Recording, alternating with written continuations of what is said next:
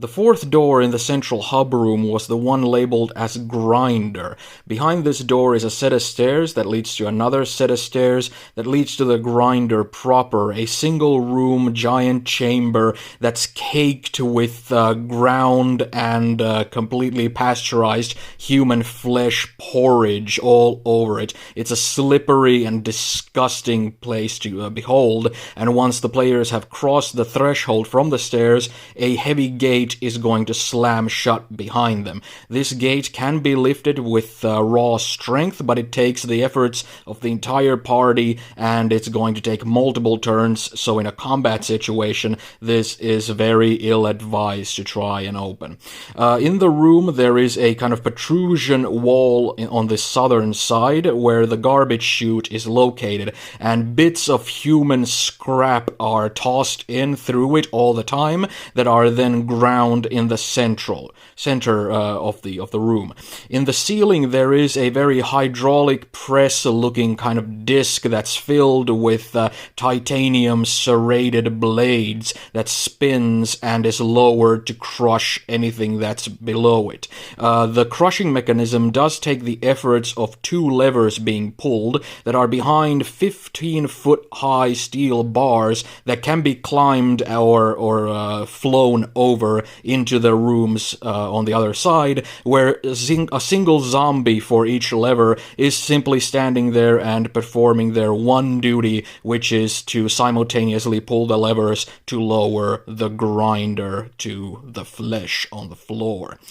Behind the southern wall lies a small little tunnel, and here resides the person living in this place. He is known as Gabriel. He is a former wizard who was a loyal servant of the Celadon Queen, and for his loyal service he was granted eternal life in the abyss. He was brought into the Weeping Palace and transformed into a zombie clot. He is a giant, like a huge-sized clump made out of human bodies that are clumped together into this mass that has these large gorilla-like arms and a slug-like midsection for a body. It also has very crab-like mouth and eyes so that it can eat this flesh porridge that the grinder produces. It is very talkative, it gladly speaks with the players,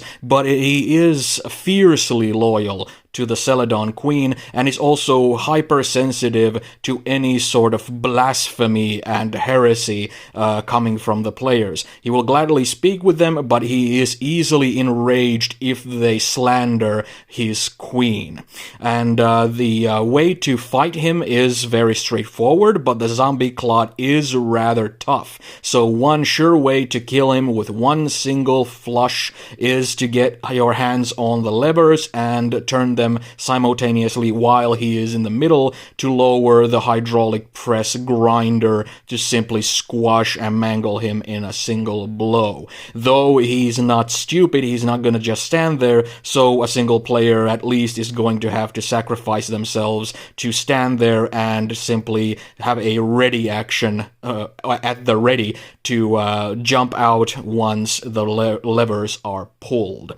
And in his little alcove on the southern wall, you can still find some of his old wizardly tools that he has since used only as a kind of a memento of his former life.